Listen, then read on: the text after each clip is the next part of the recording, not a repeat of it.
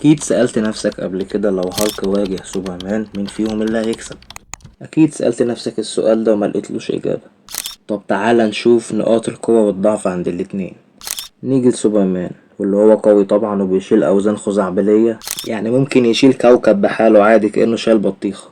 زائد إن هو عنده قدرة على التحمل فظيعة، ممكن مكان يولع بيه وهو واقف وما يحصلوش أي حاجة طبعا. أما بالنسبة لنقاط ضعفه فهي نقطة ضعفه الوحيدة هي مادة الكريبتون.